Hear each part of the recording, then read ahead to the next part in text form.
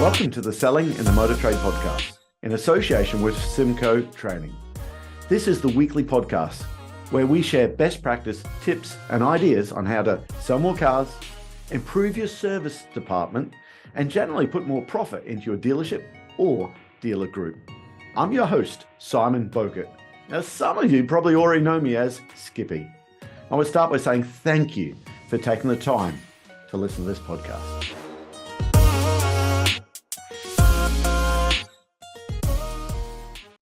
Hi, and welcome to another episode of Selling in the Motor Trade.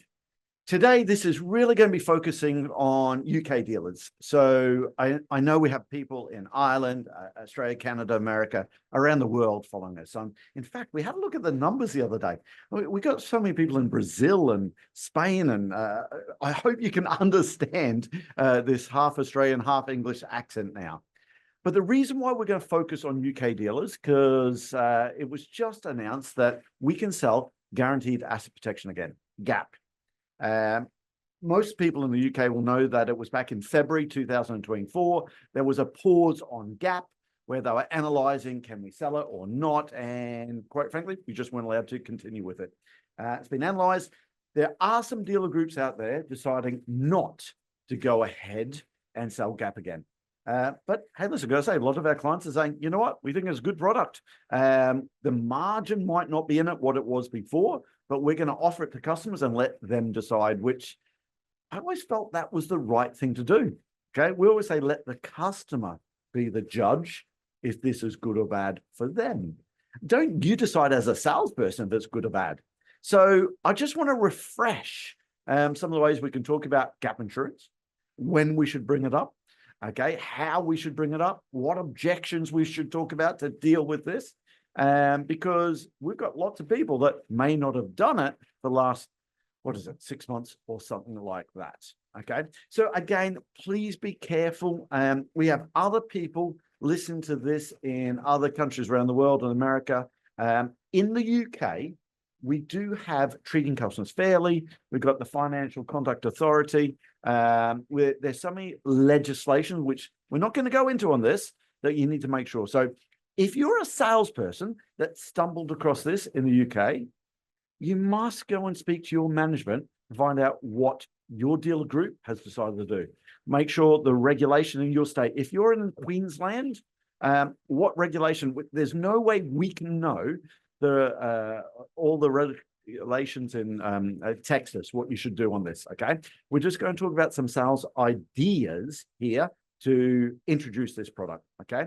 And again, in the UK, talk about how to do this again, because there might be some sales managers, some business managers out there that want to send this out to salespeople who started in the motor trade after. And by the way, this is why this came up. We worked with one of our clients. Last week I was in there. We're talking about RTI, return to invoice.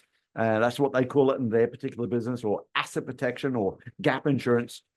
And one of the poor lads said, sorry, what is that? Okay. And of course, he started after they were allowed to sell it. And it's kind of going back through what it absolutely is. So guaranteed asset protection. We want to kick around some ideas on when to introduce it. Also, you have to be careful on your provider, because your provider, it might cover different things and different legislation around the world. So anyway, that's all my legal stuff out of the way. Firstly, GAP. In fact, any value-added product, I always have a fundamental concern about when we introduce this product, because in a modern car dealership, there's so many value-added products we need to offer to a customer. And one of my concerns is we turn around, the customer's bought the car, and then we turn around and say, do you want the paint and fabric protection? No. Do you want the GAP insurance? No. Do you want the smart cover, the cosmetic cover? No. Do you want the tire cover, the alloy cover? No. What about the extended warranty? No, you'll need the service plan. And the customer's like, whoa, enough already. I tell you what, take it all out. In fact, how many times do you see a deal where the customer buys all your products or none? In fact, do you have a salesperson that the hit rate on the value-added products is they get everything from one customer and nothing from lots of others? If you're a manager, listen to this. I'd be very nervous about how those products are introduced to the customer. Are they just building them all in and seeing if they can get away with it? I don't think that's treating customers fairly. At symcotraining, we want to make sure the customer knows what the product is. They see value in the product. Okay. They know what it's going to cost them, because that's what selling is. You know what? If a customer's looking at a car that's 35 grand and suddenly in a heartbeat it's 37,000, and the good news, sir, that's fully protected. Is that really selling? I wouldn't think so. That's just building it in.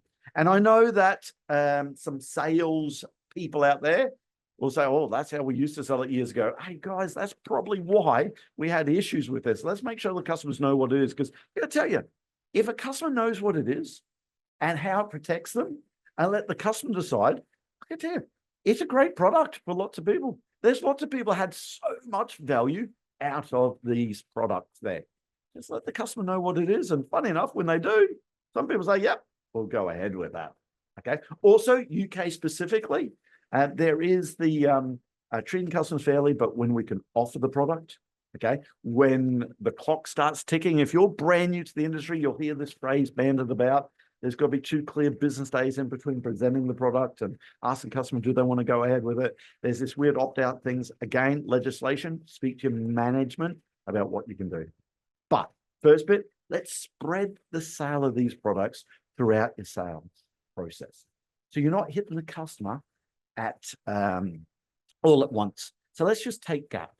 There's so many different ways we can sow the seeds or put some hooks on gap. Now, again, gap insurance, asset protection, return to invoice. There are different levels of gap. There's sometimes people just cover return to invoice. I'll pay you right back up to what you paid for the car today. Okay. In some of your businesses, they might pay up to a maximum of 30,000, 40,000, but the car's over that. But it's still good value on what the customer spends on it compared to their motor vehicle insurance. Some gap policies will just cover the gap of what the finance was. Most people in the UK will be selling what's called combined, where it will pay you back right up to what you paid for the car, or the finance, whichever is the greatest. That tends to be the combined product there. But let's talk about how we can put some hooks in first. Firstly, looking at a customer's trade-in, their part exchange. We might just assumptively say, hey, Mr. and Mrs. Customer, what level of asset protection do you have? I'm always looking for a, sorry, that's something most of our customers have. Because everyone knows that insurance companies, they often love taking the money with the premiums all the time. But when it comes to paying out, if your vehicle's a total loss, they don't want to pay out that much money, or they'll drag you through a whole lot of hoops to get any money back. Let me give you a quick example, Mr. or Mrs. Customer. What size television do you have at home? And they say, I don't know, a 50-inch TV. Could you imagine buying that 50-inch TV from Curry's, John Lewis? You take home, you start mounting it to the wall, and you drop the whole thing. It smashes everywhere. How would you feel? Yeah, gutted. Me too. Now, you can't claim on warranty because you dropped it. So when you finish crying, you speak to a household insurance company. They say, yeah, no worries, we'll send you out a new one direct. Sure enough, 2 days later, the box turns up. You're all excited. But when you open up, inside was only a 40-inch TV, not the 50 you originally bought. Now, how would you feel? Now, a lot of customers are almost ripped off. That's exactly what motor vehicle insurance has been doing to people for years. They're paying you back whatever they reckon they could get away with. And what RTI does is it'll pay you right back up to what you paid for the car over the next 3 years. But listen, don't worry about that now. It's just something for you to consider later.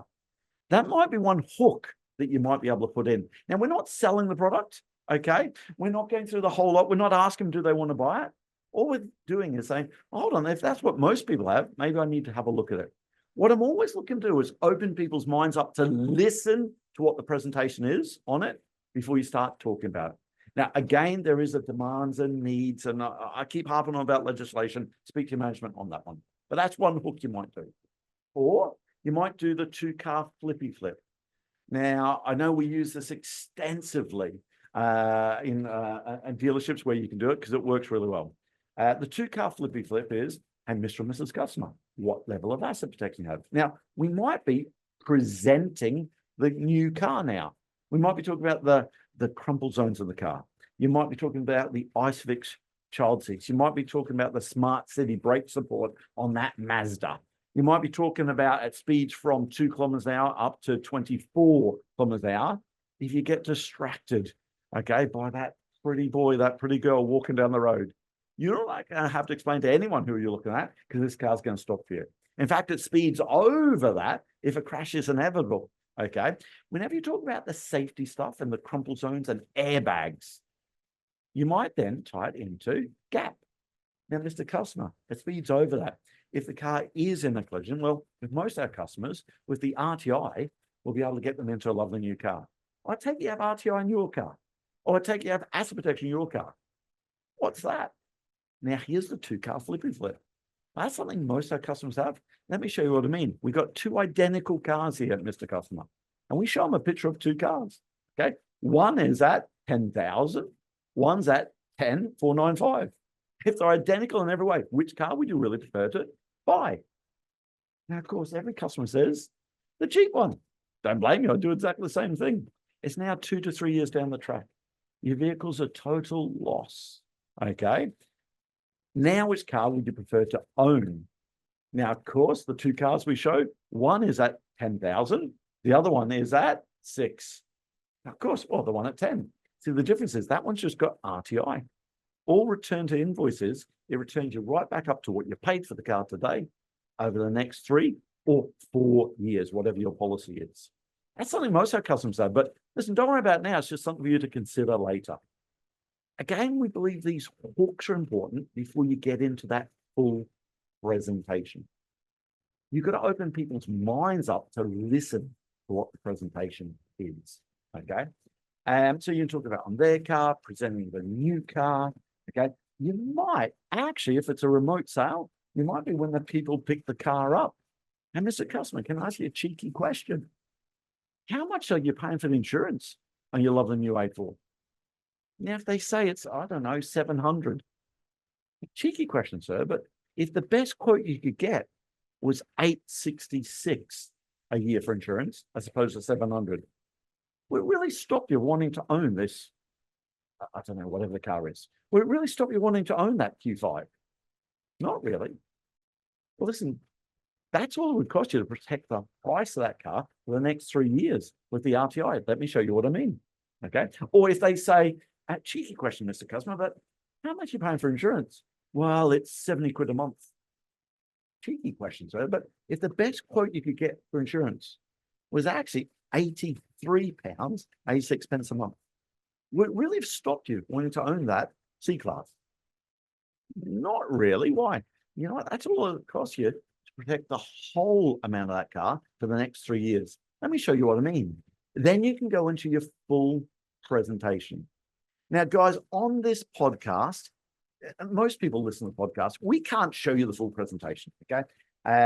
If you go on our Training with Our Sales Fitness program, we can show you the videos and how to present it. There's 4 different ways you can present GAP, okay? We have the balance sheet presentation, where you've got years 1, 2, and 3, or 4 if you're selling it. We've got a line graph that a lot of people have done. I personally, with a customer, don't do the line graph anymore. The only reason, not that I don't like it, it worked very effectively for me when I started my career. It's just been around for a long time. And if a customer's bought a car in the last 30 years, as soon as you start doing that, they go, oh yeah, I've seen that before. No, I'm fine. I'm a safe driver. I've been driving for 30 years, never had an accident. I won't need it, okay? There's the bar graphs. A bar graph's a great way to show a customer how the vehicle actually comes down every year without talking about devaluation. There's a pie graph. Again, I personally don't like the pie graph, but some people swear by it. But you've got to open people's minds up first to listen to your presentation on it, okay? So put one of the hooks in first, okay? We've got to present the product so people know what it is and how much it's going to cost them. That's what selling is, okay? But let's now look at some of the objections. When people say, no, I'll leave that, okay? There's so many different ways. Now, my first objection handling technique, okay, is insurance. I love that one. And I've done it already. Okay. When people say, oh, no, I'll leave that. Okay. Can I ask you a cheeky question? How much are you paying for insurance? 70 quid a month.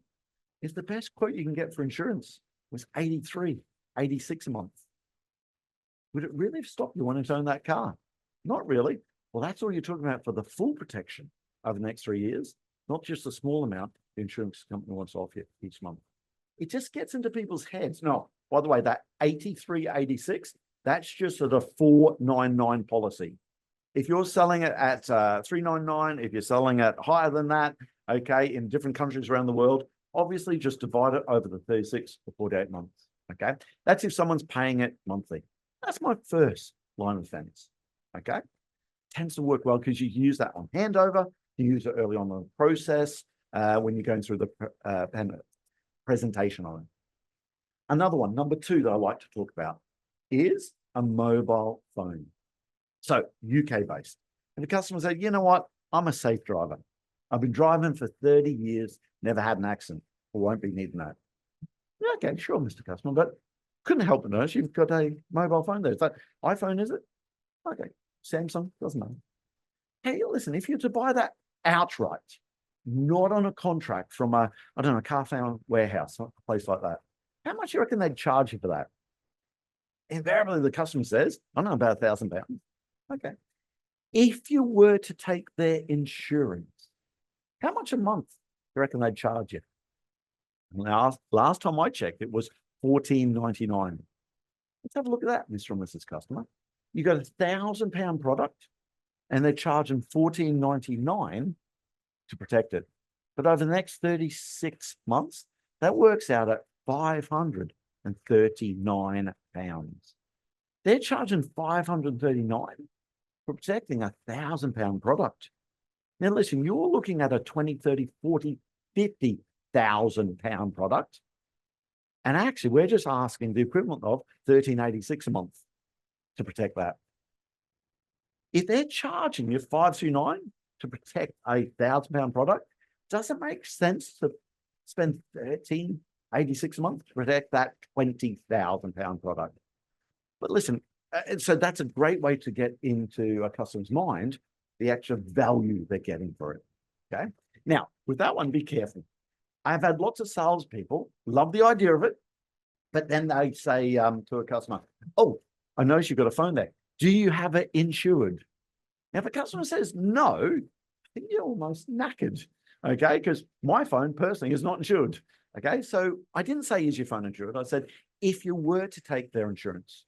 Now, the other thing we talk about there with our clients is get a copy of the evidence of this on your phone. Okay, photocopies of it, stuff like that. Okay. Oh, by the way, when you're presenting this product, I was in Ireland a couple of weeks ago. I love to get the evidence. How many cars are stolen every year? Just type that in, cars stolen in your town, your state, your community. In Ireland, we got this figure and it shocked the people on the course. Okay. The number of cars stolen in the last 12 months went up by 52%. In fact, it's just short of 80 cars are stolen every single week in Ireland. That's why this product is so important to people. Give the evidence. And same as the mobile phone one, if you were to take the insurance, how much you reckon it costs them? And here, show them that's $14.99. Over the next 36 months, that is $539. Okay. Oh, another one, number 3. This one, please be careful, because this is a bit of a slap to the customer. Okay. If I tend to like this one for the older patronizing man. Okay. Someone says, listen here, son, I've been driving for 30 years and never had an accident. That's many years since I've been called son. Okay. But that type of customer. And I stole this from a guy called Pete Smith, actually. A great little technique. And he pulls it off brilliantly. Pete will turn around and say, okay, sir, but can I ask you a cheeky question? When you leave here today, are you going to put your seatbelt on? Yeah. And Peter will come by saying, why? You never had an accident. No, you put it on just in case. And you know what? I'd hate to think you have a need for a seatbelt and you're just not wearing it. It's the same as this RTI. I'd hate to think you had a need for it and you just haven't got it. And a couple of years down the track, we're having an uncomfortable conversation where I'm asking you for a big old chunk of money to get you right back up to where you are today, where we both know you effectively just needed to be choosing the color of your car. Listen, for the sake of $13.86 a month, okay? Now, I said to Pete, yeah, but hold on, Pete, what if a customer says, no, it's the law to put a seatbelt on, okay? No, Pete, I have to put my seatbelt on because otherwise the car keeps beeping at me. You're right, Mr. Customer. We built that into this Toyota because Toyota would hate to think they had a need for a seatbelt. You're just not wearing it. Or you're right, the government insists you wear a seatbelt for your own protection because they'd hate to think, that's what's the law. They hate to think you had a need for a seatbelt. You just haven't got it. Now, the seatbelt one, please be careful because it's a proper slap, okay? And actually, to soften it, I might use the fourth technique, and that is feel, felt, found, okay? Feel, felt, found is a technique that's been around forever. A man called Tom Hopkins really popularized it, and he wrote it in one of his first books there. And I know lots of sales trainers, if you've been on there, talk about feel, felt, found. We always love to tell you where these techniques come from, okay? I was very fortunate to speak with Tom Hopkins in a conference in Melbourne, I think it was. Patrick Tessier, great friend of the show, flew me out to speak at his Australian Automotive Dealers Association. And Tom Hopkins was the guest speaker this year. I didn't realize he was still alive, okay? But he must be a 70, 80-year-old man now. And he really popularized feel, felt, found. And you can use it on this one really well, okay? If a customer says, no, I'll leave it. Listen, I understand exactly how you feel. Now, the customer, Mrs. Casey, felt the same as you. But she said, you know what, for the sake of $13.86, maybe should. Because she said to me, and this is how I found out, she said, you know what, I've never had an accident. I still put a seatbelt on. I put it on just in case. So maybe I should put this on. So I might blame another customer on that one. Okay, understand how you feel. I had a customer, Mrs. Casey, said, well, she wasn't sure to go, okay, with it or not, but she said, you know what? I never had an accident. I still put my seatbelt on. I put it on just in case. Oh, I had a guy called, forgive me, I believe it was Fraser, a Land Rover dealership in Stafford, the business manager there. I'm sorry, that's not his name. I'm trying to remember his name. Sorry. He turned around and said, oh, Skip, what I like to do is I take it into their spare wheel. Okay. So he turns around and says, hey, Mr. Customer, okay, if I could save you 500 quid, we could do that by taking the spare wheel out. And every customer say, oh, no, I wouldn't want to take the spare wheel out. Well, when's the last time you had a flat tire on that Land Rover? I've never used that with a customer myself. He was swearing by it there. I suppose my concern with that is more cars now have tire inflation kits, but I suppose the world of Land Rover, he ties it into that one there, okay? But feel, felt, found is a great one. Oh, I got Kevin. I stole this from Kevin. Now, he swears this story is true. I don't know. Every time I ask him, did it happen? He shows some evidence. He gives me half a wink. Please make sure it's true. Customers aren't stupid. I think most people know they are. And if you're only new in the industry, go and use someone else's true story. Don't pass it off as yours, but just say, listen, my colleague had a customer. Let me tell you Kevin's story, okay? When a customer says, no, I'll leave it. Kevin said, listen, I understand exactly how you feel. I had a customer here, and Mrs., let's call her Casey again, felt the same way. But she said, for the sake of $13.86 a month, we may as well go ahead with it. Thank goodness she did. He shows a picture of their car. And he tells a story from memory where she was driving down the road, a tractor was coming down the side of the road and sideswiped the side of it. All the airbags went off, okay? She come into Kevin and said, Kevin, I've been dealing with the insurance company, and they're offering me a silly low amount. I can't remember, did we go ahead with that RTI or not? He said, I'm pretty sure you have. Let me go and check. He went to the archives. She did have it. He comes out with a piece of paper with the evidence she actually had the RTI. As Kevin relates the story, she burst into tears and said, you know what, Kevin, that piece of paper is worth 11,000 euros to me. As then I realized that all of my customers need to protect the whole car, not just the small amount the insurance company wants to offer every year. So again, can you see how Kevin's using someone else's story? Okay. Now go and, if you're brand new into the industry, listen to this, or you started before gap we were allowed to sell again. Okay. Go and speak to your business manager and say, can you tell me a story about someone who's claimed on it? They'll always tell you about they're at the magic roundabout in Hemel Hempstead and an uninsured driver come down there and this happened, that happened. Great news is we'll be able to get them into a new car. It's third-party recommendation. Never forget, if you say gap is a good thing, customer's going to say, yeah, of course you're going to say that because you just want to say it. But if you turn around and say someone else, and listen, if we say that we're the best sales training company in the motor trade, quite rightly, people say, oh, fuck off. Who do you think you are? But if I turn around and say that, hold on, whoever it was, the owner company, okay, you know what? Paul Brayley said, Simon, you're the best sales trainer I've ever seen in the motor trade. The second one's got more credibility, okay? So use third-party credibility. Or the last one, I really love this. The last one is promise me. If a customer says, you know what, I'll just leave that. Okay, hold on, just it's all about how much money's coming out of my pocket. I need to make sure that fits right first. Okay, no problem, Mr. Customer. But listen, would you do me a favor? Even if you don't take our RTI, our returned invoice, would you promise me you protect yourself with some sort of RTI? Because in the time I've been in the industry here, I see these poor people, they're driving their new car. It's a total loss. They need to get the kids to school. They need to get to work. The insurance company has given them a stupid low amount. They take it because they need transportation. And I'm stuck here trying to find them a used car or car of less quality, where we both know we could have just been choosing the color of the new car. I think promise me takes it right out of a sales pitch into something that's personal. Now, firstly, I've got to tell you, I have no problem saying that because guess what? I believe in the product. Guess what? My wife is just buying a new car. Thank you very much, Sean. Regular listeners to the podcast will know that Sean Kelly has helped us out with a car we're looking to buy. I had a rant about this recently, okay? And guess what, Sean? I really want Emma to have on an electric vehicle some sort of RTI, okay? So promise me comes across as the belief in that product there.